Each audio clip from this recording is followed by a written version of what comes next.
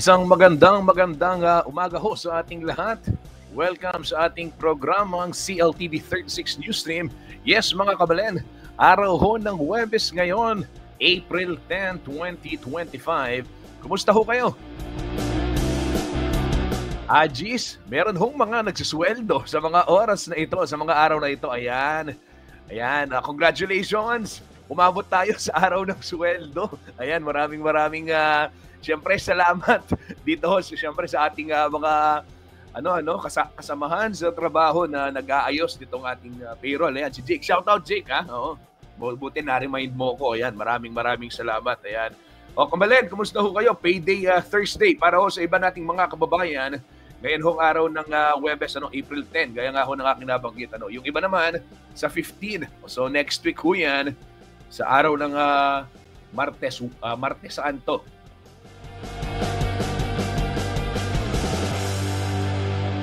Kabalen, live ho tayong napapanood sa mga social media pages ng CLTV 36 at sa ating YouTube channel at CLTV 36 Official. Gayon na rin po sa ating Facebook, CLTV 36 News and at CLTV 36 Official.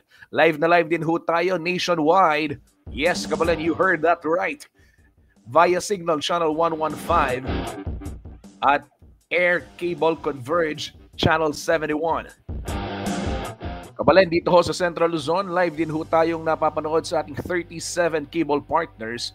At syempre, dito ho sa Kalakhang, Pampanga, ay sa Free TV Channel 36. Digital ho yan.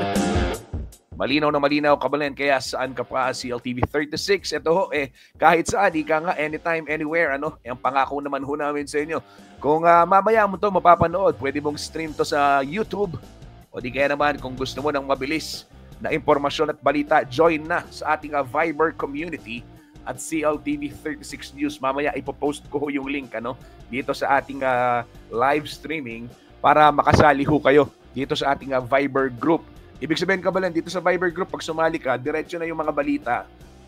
Kailangan mong mag-scroll, tuloy-tuloy, puro mga balita lamang ng CLTV 36 News. Okay, so pwede kang magbigay ng comments doon, pwede magtalakayan. Unlike doon sa Facebook kasi may mga news, pa yan may sa newsfeed mo, di ba? Meron ka pang ibang nakikita.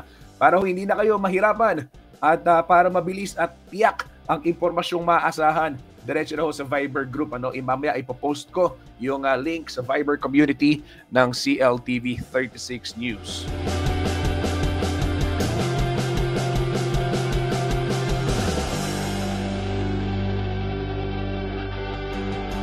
Bigyang daan muna natin yung mga nagpapabati dito sa ating programa live. Nanonood ho ngayon si Cesar Montana. Maraming salamat, Cesar, sa iyong walang sawang pagtutok dito sa ating programang CLTV 36 Newsstream.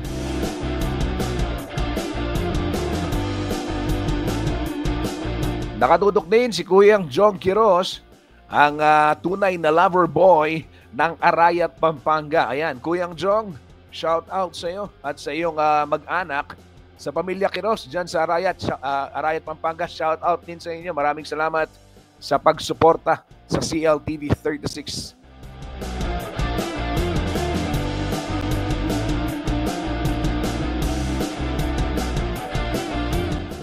Rekta na natin mga tol sa balitaan. Ito ho mga Kabalen, silipin natin ang sitwasyon ng trapiko sa ilang bahagi po ng syudad ng San Fernando, Pampanga. Yes, real-time traffic situation muna po tayo hatid sa atin ng City Public Order and Safety Coordinating Office ng San Fernando, Pampanga. Narito po lalakihan ni Kuyang Justin yung screen.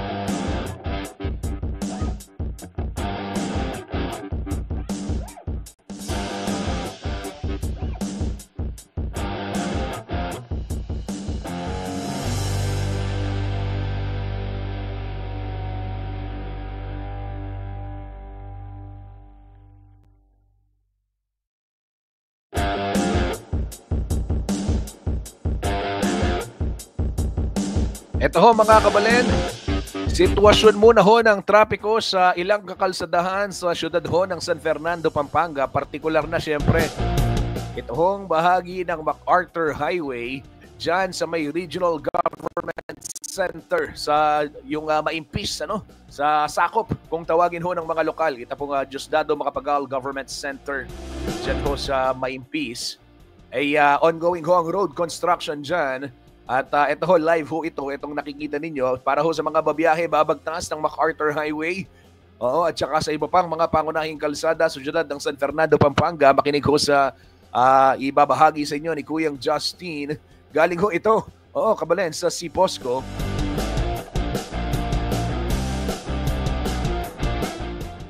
Simulan muna ho natin sa southern portion ng Pampanga. Kita po sa Nicolas hanggang Tagolod area. Yan, shoutout sa aking mga kababata. Diyan ho sa Maria Clara Street sa Nicolas. Oo, si Kuyang Justin, diyan ho dyan. Diyan ho lumaki, Oo, diyan sa may sa Nicolas. Maria Clara Street, boundary na yan ng Moras de la Paz. Ika nga, ayan, dulong-dulo, light traffic ho ang sitwasyon dyan. Ganyan din ho sa may San Jose traffic light area. Ito pong kalampas yung Assumption o Unisite Subdivision, light traffic din. Samantala, pagdating naman ho ng poblasyon at sa may General Hizon Street at gayon na rin ho sa Barangay Santo Rosario, Consunji o Consunji Street, light to moderate traffic. Makanyan mo naman po yung sitwasyon kay V. Chumiko. Kita po nga Vega Studio o Vega Street, Manuanda, Kabalen. At dito sa B. Mendoza, pagdating ho ng Makabali, light traffic naman. Medyo may moderate traffic dyan ho sa may area ng Jose B. Lingad General Memorial Hospital. Hanggang po kitang Makabakle, Kabalen. And then dito ho sa may Capitol Boulevard hanggang Palawe, Jasa, Lazatin, light traffic pa din yan. Hanggang sa may SM Robinsons Mexico boundary, light traffic ho lahat yan. Hanggang dito na sa paakyat naman, hanggang Telebasnagan, all the way to Telebasnagan, light traffic din. Ayon ho sa Siposco at nakikita naman ho natin at dito ho sa ating monitoring ng live stream. Yung maraming volume yan sa may San Isidro kasi syempre after ho nila dito yung itunuturo ng ating mouse pointer. Ito pong area ito ho yung sa una sa Del Rosario, ito maluwag ho ang sitwasyon, yung pinakataas na box, dalawa. Opo mga kabalen. And then doon sa rightmost naman, ito ho yung area ho ng sakop, ayan, fast moving naman at pwede nang daanan yung mga bagong portion, yung inner lanes, ayan. Pagdating ho dito sa may bandang Sindalan, Pepsi, maluwag din ang dali ng trapiko dyan at dito ho sa may San Isidro, ito ho yung tapat ng elementary school, Kabalen, ay may volume pero fast moving at wala namang traffic, light traffic ho yan. Same situation ho dyan sa may Dolores Sampaloc area, at dito rin sa may St. Jude, doon lamang sa may traffic light, syempre may kaunting build up pero fast moving, diretso po ang flow ng mga sasakyan dyan sa lugar na yan. And same scenario dito sa Santo Niño, wala masyadong traffic. Sa Palawe, yan mga kabalen, at dito ho sa may dating DFA, yung dyan sa may Lazatin area. Opo, wala hong traffic dyan. Dito sa Magliman, may kaunting volume dahil intersection yan, pero still, fast moving pa din ho yung mga sasakyan.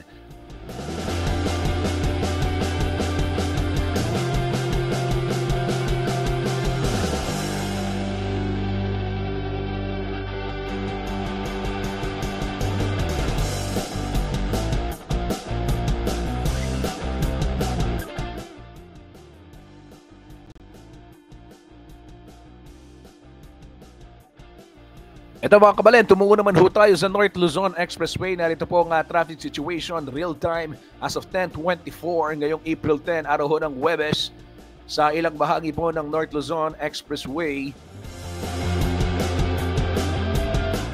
Yan mga kabalen, sa may Bukawi Toll Plaza, nakikita ho natin wala namang masyadong build up ng mga sasakyan dyan. Same scenario ho sa may Mapulang Lupa, Valenzuela. At dyan sa may Mindanao Toll Plaza, may konting pila na magkabilang linya para ho doon sa mga papasok ng North Luzon Expressway o ng NLEX. At gayon na rin yung mga palabas, yung patungo hong Quezon City. Dito naman ho sa may area ng May Kawayan, fast moving, magkabilang linya, ganyan din ho ang senaryo sa may Bocaue Toll Plaza, pati na rin sa may San Fernando Interchange.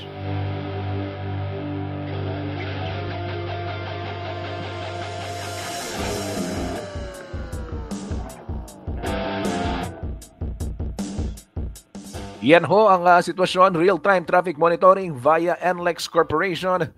Tuloy-tuloy ho tayo sa ating paghahatid ng mapagkakatiwalaan at may paggagamitang impormasyon.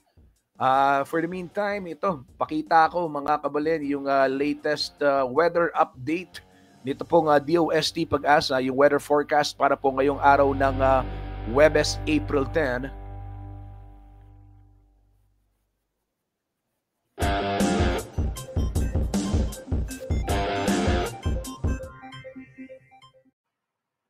Happy Thursday po sa ating lahat. Ako si Benison Estareja. Patuloy pa rin po ang epekto ng easterlies o yung mainit at maalinsangang panahon sa malaking bahagi po ng ating bansa na siyang sasamahan lamang ng mga pulu-pulong mga paulan.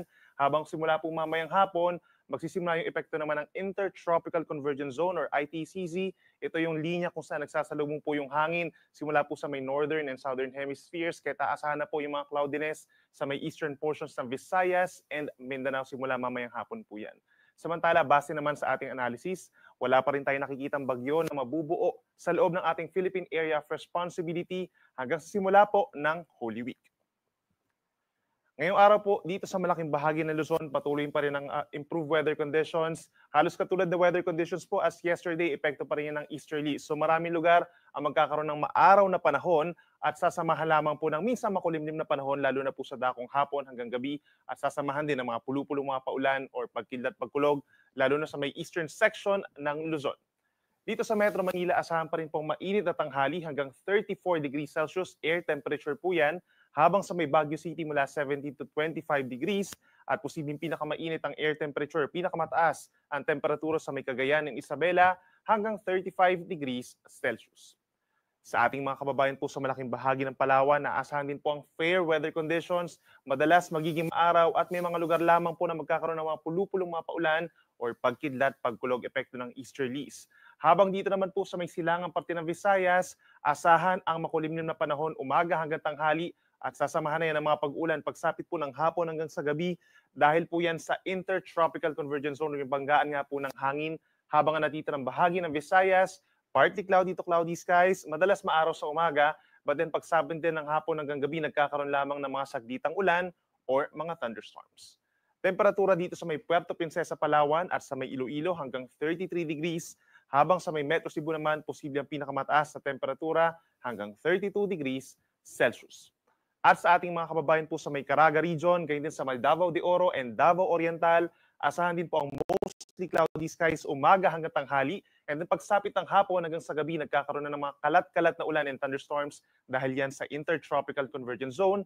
Habang ang natitirang bahagi ng Mindanao, sa umaga, fair weather conditions din po or madalas magiging maaraw at pagsapit ng hapon hanggang sa gabi is partly cloudy to cloudy skies. May chance din po ng mga saglitan lamang na ulan at may mga lugar pa actually na hindi naman po uulanin ngayong araw. Temperatura natin sa Zamboanga City hanggang 32 degrees, habang for Metro Davao hanggang 33 degrees Celsius.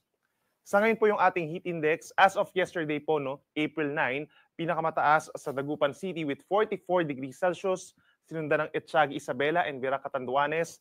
Naobserbahan po ang hanggang 43 degrees na heat index, habang sa may Metro Manila po kahapon, umabot sa 40 degrees ang naramdamang init. At maraming lugar pa dito sa may Luzon, Visayas, and Mindanao ang nagkaroon din ng heat index na hanggang 42 degrees. Lahat po ay mga dangerous levels of heat index po ito kahapon. At para naman sa ating heat index forecast for today, for Metro Manila, bahagyang tataas pa yung ating forecast heat index hanggang 41 degrees Celsius. Yung ating mga dangerous levels of heat indices, pinakamataas, 43 degrees dito pa rin sa may Dagupan, Pangasinan, Coron, Palawan, San Jose, Mindoro, and Vera Catanduanes. Samantala, halos yung mga katulad din po na heat index forecast po natin or observed heat index kahapon ay posibleng yun pa rin po yung mga lugar na magkakaroon ng matataas na heat indices. Kabilang na dyan ng Isabela, Bulacan, Palawan, dito po sa mga areas ng Iloilo, Bohol, hanggang sa may Zamboanga City and Cotabato City, matataas po ang mararamdamang init. Para naman sa iba pang lugar, heat index forecast po sa iba pang lugar sa ating bansa, iscan lamang po itong QR code na nakikita nyo sa inyong screen or magtungo lamang sa pag-asa.dost.gov.ph/weather/heat-index. Sa mga maglalayag naman po by sea, sa mga susunod na araw or hanggang sa Holy Week po, wala naman tayong inaasahang sea travel suspensions or pagtaas ng mga pag-alon. Usually mga kalahati hanggang 1 metro lamang yung taas sa mga alon, sa malayong pangpang. And then kapag meron tayong mga thunderstorms, posible naman itong umabot sa hanggang 2 metro. Pero inuulit natin, wala namang inaasahang mga sea travel suspensions kung magta-travel tayo by sea. At para naman sa ating 4-day weather forecast, sa susunod na 3 araw, aasahan po natin ang mga paulan dahil sa intertropical convergence zone pa rin. Ito po ay sa malaking bahagi ng Visayas and Mindanao by tomorrow, araw ng Biyernes. Then pagsapit ng Sabado, Visayas, Mindanao at lalawigan na rin ng Palawan na magkakaroon ng mga paulan. Habang pagsapit ng Linggo, ilang bahagi pa ng Mindanao, itong Zamboanga Peninsula, Bangsamoro Region, Soc-Sargen and Davao Region plus Palawan ang magkakaroon pa rin po ng mga kalat-kalat na ulan and thunderstorms. By nature, hindi naman po tuloy-tuloy yung mga paulan, but make sure na meron pa rin tayong dalang payong or pananggalang sa ulan. Mag-ingat pa rin sa banta ng baha at landslides kung nakatira po tayo dito sa may Visayas and Mindanao, lalo na sa mga bulabundukin ng mga lugar at lagi tumutok sa ating mga updates. Kabilang rin dyan yung mga mamamasyal po over this weekend doon sa mga nabanggit natin na lugar. For the rest of Luzon, kabilang na dyan ang Metro Manila for the next 3 days or hanggang sa araw po ng Linggo, asahan pa rin ng fair weather conditions. Madalas magiging maaraw, kaya ibig sabihin magiging mas mainit pa at maalinsangan ng panahon at sasamahan lamang yan ng mga saglitang ulan or mga thunderstorms na usually nagtatagal ng 1 hanggang 2 oras. Improved weather conditions naman ang mararanasan pagsapit ng Holy Monday at meron pa rin tayong mga pulupulong mga paulan or pagkidlat pagkulog lalo na dito sa may eastern sides ng Visayas, Mindanao at timog na bahagi din ng Mindanao. Ang ating sunrise ay 5:46 a.m. at ang sunset pa rin ay 6:09 ng gabi. Yan muna ang latest mula dito sa Weather Forecasting Center ng Pag-asa. Ako muli si Benison Estareja na nagsasabing sa anumang panahon, Pag-asa magandang solusyon.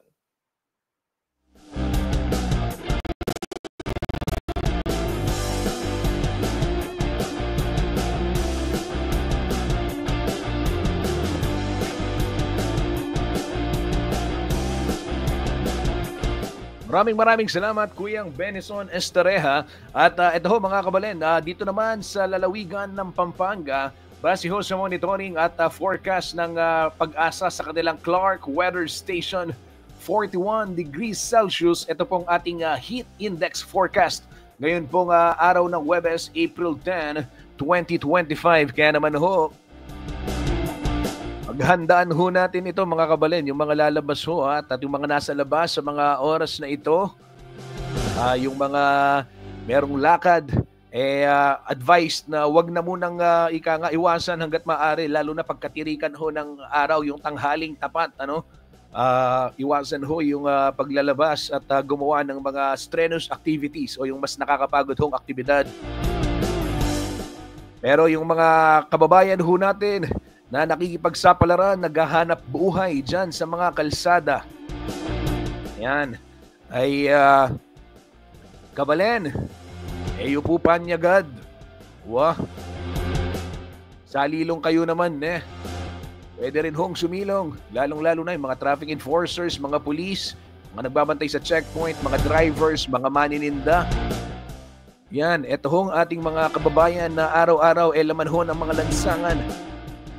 Sila ho itong mga pinaka-apektado ng matinding init ngayon. Swerte pa ho tayo mga nasa opisina, may aircon. At yung mga nasa eskwela, yung ibang mga nasa eskwela may aircon. Pero yung iba ho, sa mga public school, ay nagsususpend din na rin ng klase. Pero sa ngayon, wala pa naman tayong na-monitor na class suspension as we speak. Pero itong mga nakaraang araw nga na hinahulingid sa inyong kaalaman, na factor talaga ito hong matinding init.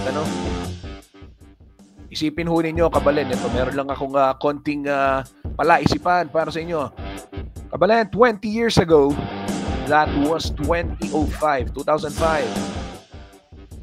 Hindi ho ganito kainit. Nakakapaglaro pa ho tayo sa kalsada. 20 years ago, ilang taon lang ako, teenager pa si Kuyang Justin. Nakakapaglaro pa ho tayo sa kalsada. Na-enjoy pa natin yung summer, ika nga.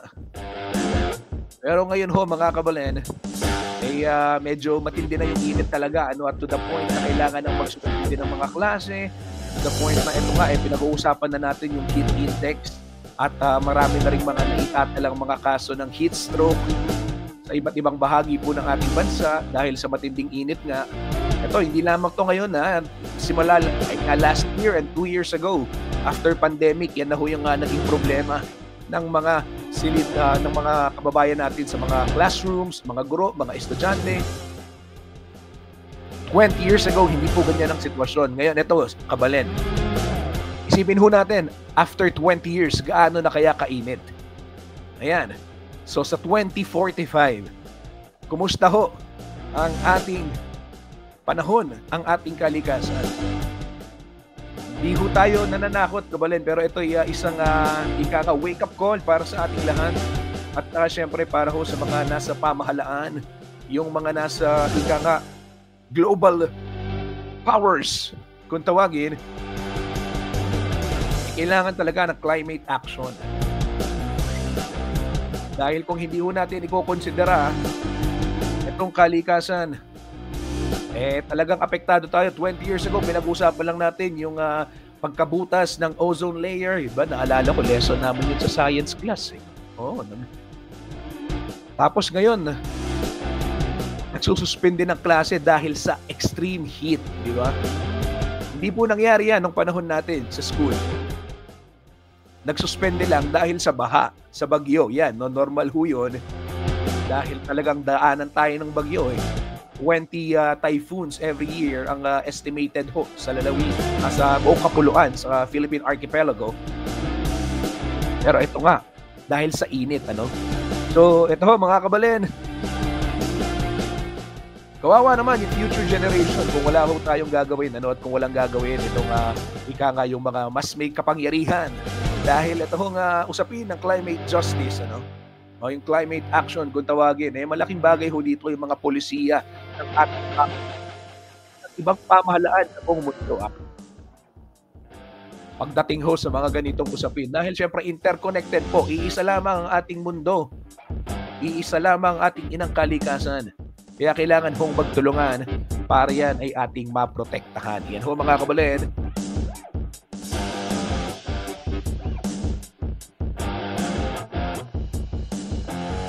Tuloy-tuloy ho tayo sa ating pagbabalita. Ito naman, silipin muna ho natin ang Forex News.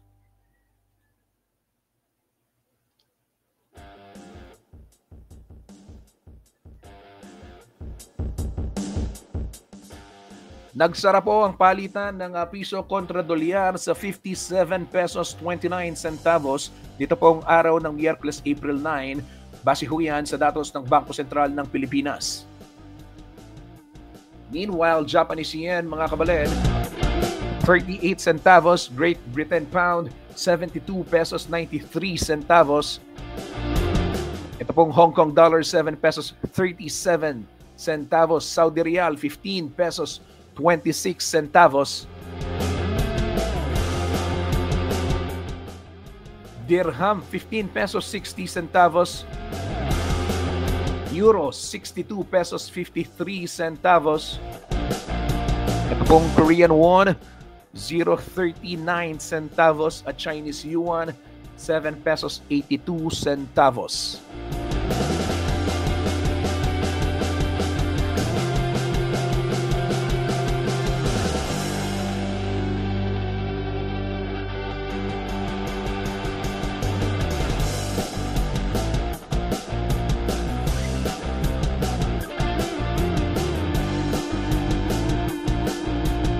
Kabalen, isang mabilis na patalastas lamang ho sa ating pagbabalik. Silipin natin ang mga detalye ng mga naglalakihang balita dito ho sa lalawigang Kapampangan at sa buong bansa.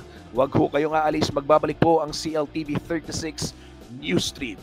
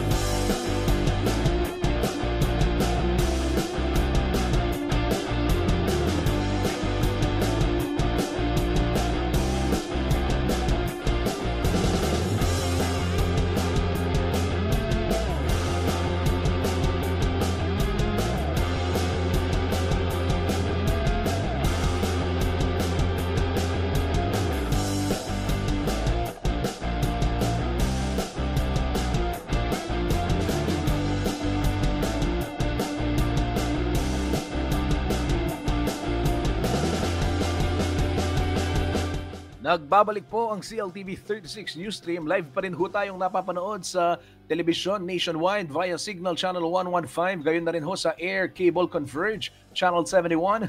At dito ho sa Central Luzon sa ating 37 cable partners. At maging sa Free TV Channel 36, lalong-lalo na ho dito sa kalakhang bahagi ng Pampanga. Ito ho mga kabalen, sa ating YouTube. Live din ho tayo, gayon din sa Facebook. At dahil live ho tayo, batiin muna natin yung ating mga followers na nanonood ho ngayong araw ho ng Huwebes. Shout out kay Karil Garcia. Good morning po. Happy Thursday, sabi ni Karil. Good morning, Karil. Maraming salamat sa pagtutok dito sa CLTV 36 News Stream.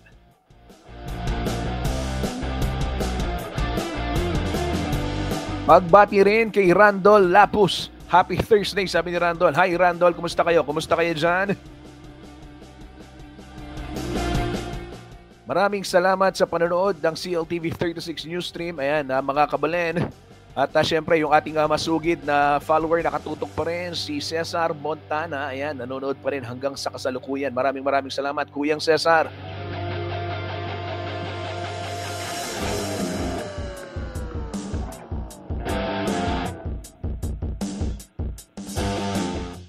Kabalen, dumako ho tayo sa mga malalaking balitang nakalap ng ating news team ngayon hong araw ng Huwebes, April 10. Ito ho, isa sa mga ulo ng mga balita.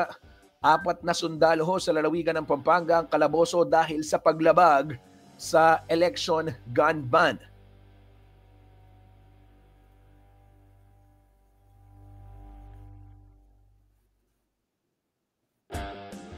Arestado po ang 4 na sundalo sa San Simon, Pampanga nito pong Martes, April 8 dahil sa paglabag sa Republic Act 10591 o ito pong Comprehensive Firearms and Ammunition Regulation Act, kaugnay ho ng umiiral na election gun ban sa buong bansa.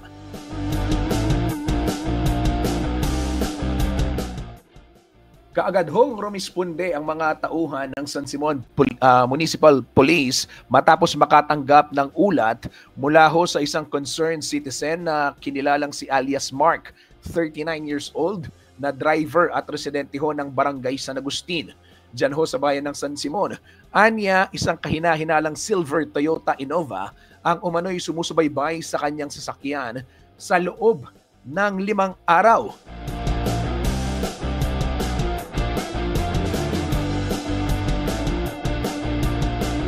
Nasundan ho ng pulisya ang naturang sasakyan sa isang gasolinahan. Sa kanilang paglapit, isa sa mga suspect ang bumunot ng bandit at nagtakdang tumakas. Kaya ako binarin niya mga ng gulit at sila. Gayunpaman, pansamantalang nakatakas ang mga suspect bago ho sila nahuli dyan sa may bahagi ng Quezon Road sa Barangay San Isidro.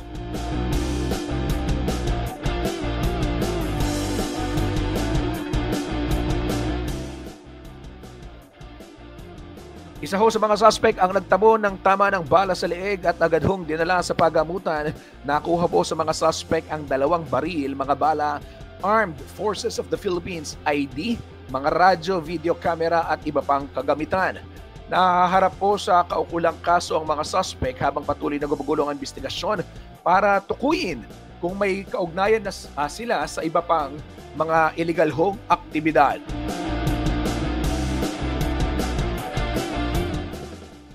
Kabalen, muli naman hong iginiit ni PNP spokesperson at Police Regional Office 3 Director, Police Brigadier General Jean Fajardo ang mahigpit na pagpapatupad po ng gun ban kahit pa sa mga miyembro ho ng otoridad. At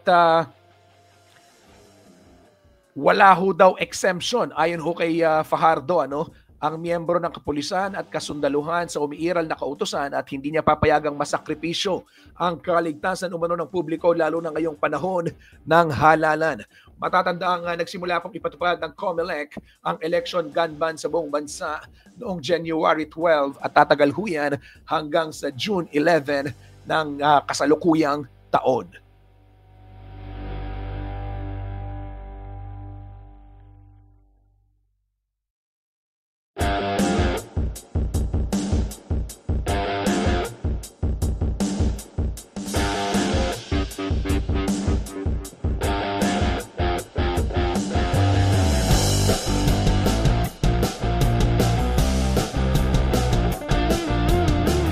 Ito ho kabalen yung ilan sa mga nakumpiska na mga illegal na kagamitan o yung mga baril, radyo, mga IDs nitong apat na sundalo na flinag at nagtangkapang bumunot. Anak ko ho, ano kaya ang ano kaya yung nasa likod nito? At good job sa ating miyembro ng PNP para ho sa pagkakaaresto at pagkakatukoy ng mga ganitong suspect. Importante ho na mapigilan. Ito yung ganito ho, yung mga pinupuri talaga, prevention, crime prevention.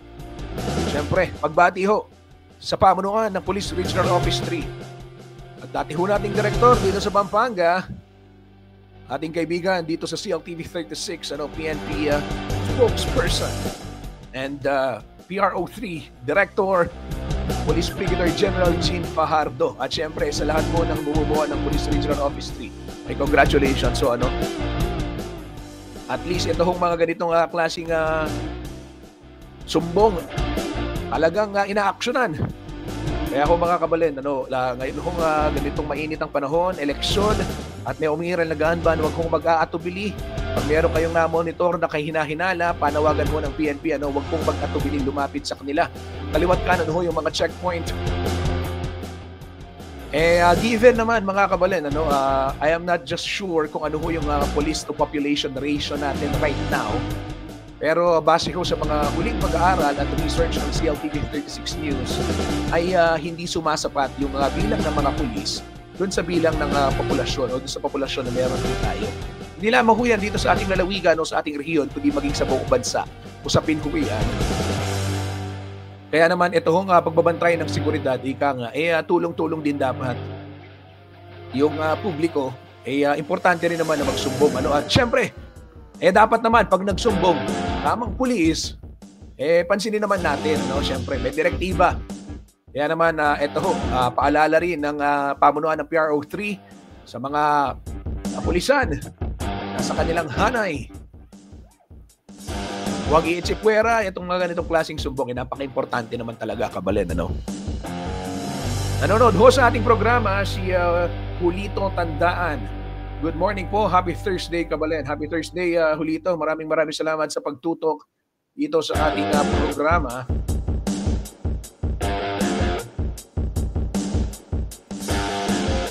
Ito, kabalen, balita pa rin na may kinalaman ho dito sa eleksyon. Gaya nga ng ating binabanggit kanina, apat na kalalakihan din sa bayan naman ng... itong apat na kalalakihan sa San Simon, Pampanga. Dito naman ho sa bayan ng Arayat, isang armadong lalaki ang naaresto at nahulihan ho ng granada. Yes, you heard that right, mga kabalen.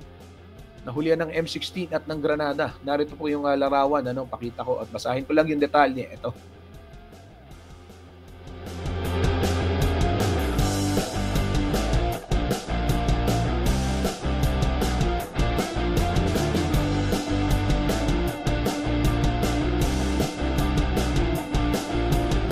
Ito ho sa bayan ng Arayat, Pampanga, nasa kote ho ng mga pulisya ang isang armadong lalaki na kinilalang sa alias na Baby Ambo sa barangay San Mateo.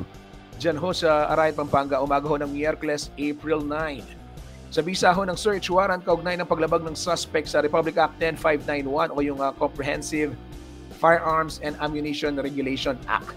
Nakumpiska ho mula sa kanya. Yes, mga kabalen, nakumpiska ho sa suspect itong iba't ibang armas, mismong sa kanyang bahay natagpuan, kabilang na yung isang M16 Colt rifle at may serial number, mga magazine para ho sa rifle at pistol, rifle grenade, military uniforms, kutsilyong may scabbard at live ammo para ho sa iba't ibang baril, maging shotgun shells.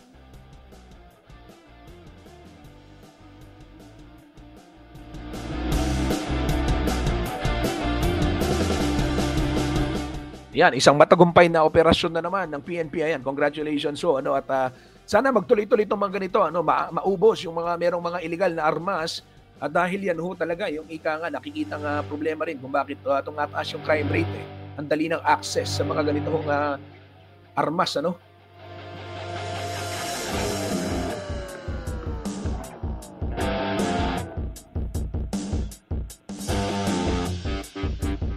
Ito ho, pagbati sa mga miyembro ng Pampanga Police sa matagumpay na operasyon na ito.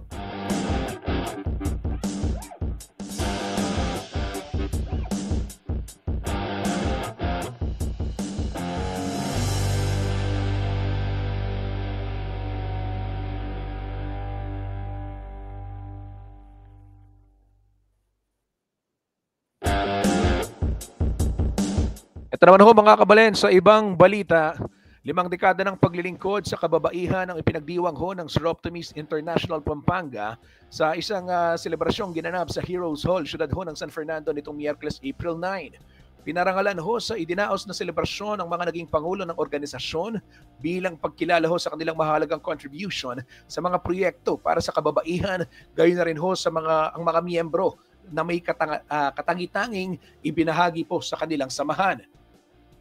Naging pagkakataon din ho itong nasabing pagtitipon para muling pagtibayin ang mga layunin ng grupo sa mga susunod na taon.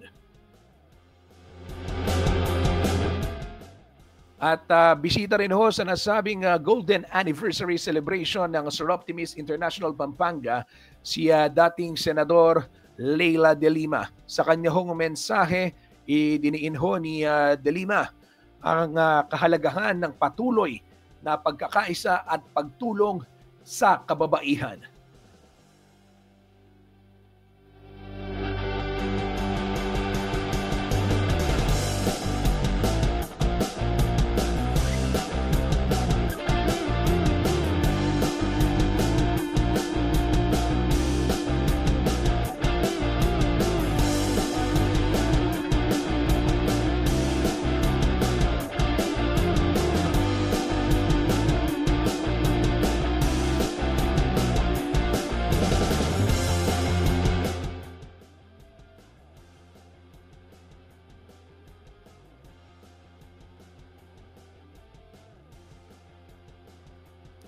Balitang sports muna tayo bago ako magpaalam.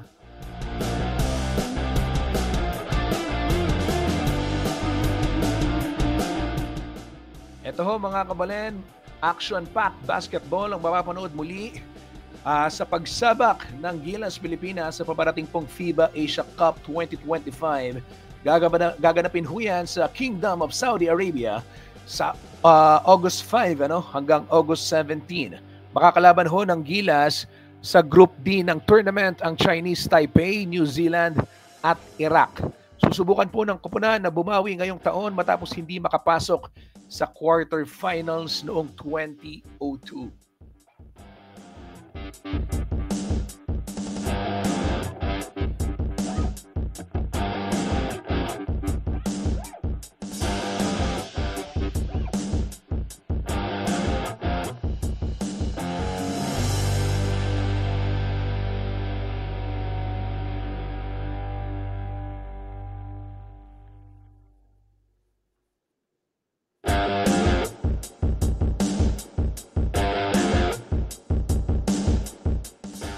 Kabalen, time check muna tayo. 10:56 na. Ako'y sinisenyasan na ni Kuyang Jake. At magpapaalam na ho si Kuyang Justin dito sa ating programa CLTV 36 News Stream. Pero tuloy-tuloy ho ang ating balitaan mga kabalen. Oo. At i-like, i-follow lamang ang ating Facebook pages para ho manatiling updated sa iba't ibang kaganapan tungkol ho sa lalawigang Kapampangan at maging sa buong Central Luzon. At syempre sa mga naglalakihang balitang nasyonal na may kinalaman ho sa ating lahat.